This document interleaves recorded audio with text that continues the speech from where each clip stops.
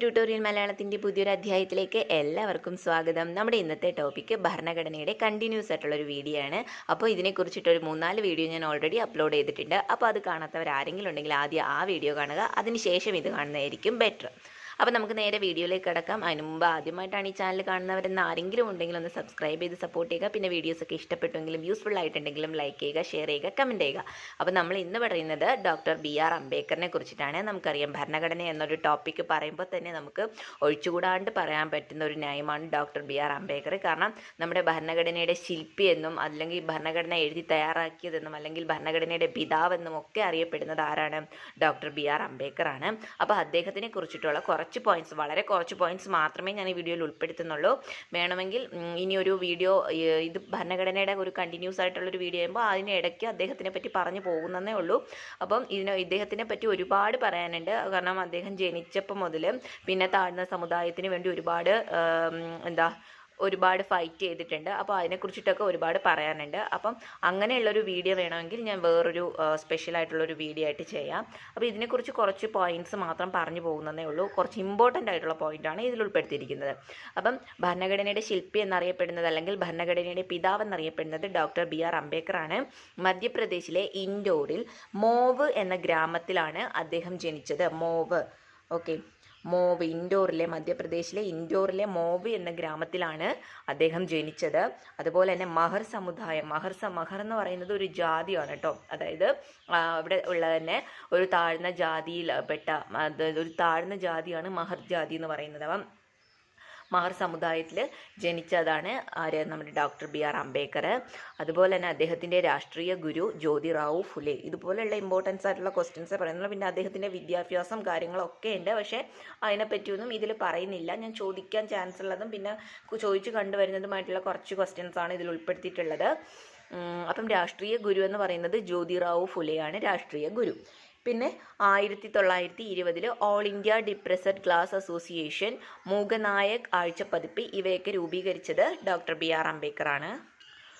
അതുപോലെ തന്നെ 1924 ബഹിഷ്കൃത ഹിതകാരിണി സഭ, ബഹിഷ്കൃത ഭാരത് ദ്വൈവാരിക എന്നിവ രൂപീകരിച്ചതും ഇദ്ദേഹമാണ്.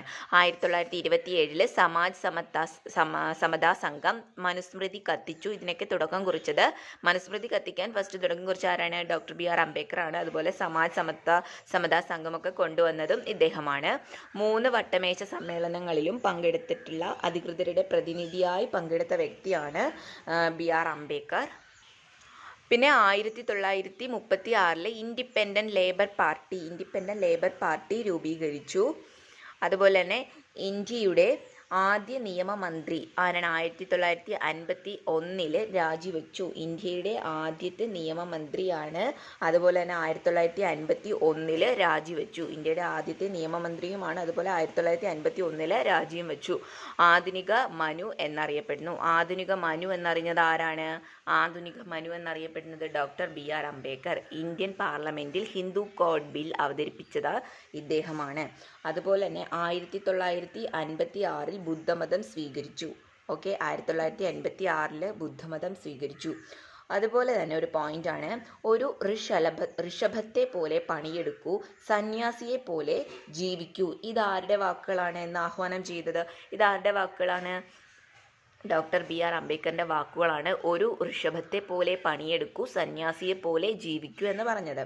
1956 ഡിസംബർ 6 അന്തരിച്ചു. 1956 ഡിസംബർ 6 അന്തരിച്ചു.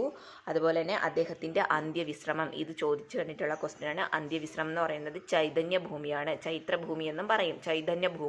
ചൈതന്യഭൂമിയിൽ അന്ത്യവിശ്രമം കൊള്ളുന്നത് ഡോക്ടർ BR അംബേദ്കർ ആണ്. അതുപോലെ ഗാന്ധിജിക്കാണെങ്കിലും അങ്ങനെ ജവഹർലാൽ നെഹ്റുവിനാണെങ്കിലും അങ്ങനെ ഓരോരുത്തർക്കും ഓരോ അന്ത്യവിശ്രമ സ്ഥലങ്ങളുണ്ട്. അതിൻ്റെ ഒരു കുഞ്ഞു വീഡിയോ ആയിട്ട് കുഞ്ഞു വീഡിയോ ആയിട്ട് ഇടേണ്ട കാര്യമുള്ളൂ. അപ്പോൾ അത് ഞാൻ വേണമെങ്കിൽ സ്പെഷ്യലായിട്ടൊരു വീഡിയോ ചെയ്യാം. പിന്നെ പറഞ്ഞു 1956 ഡിസംബർ 6 അന്തരിച്ചു. അതുപോലെ തന്നെ 1990 മരണാനന്തര ബഹുമതിയായിട്ട് ഭാരതരത്നം ലഭിച്ചു. പിന്നെ ഇദ്ദേഹം രചിച്ച ബുക്കുകളാണ് annihilation of caste in India, their mechanism, genesis and development, the decline and fall of Buddhism in India. ഇത്രയും ബുക്കുകളാണ് ഇദ്ദേഹം എഴുതിയിട്ടുള്ളത്.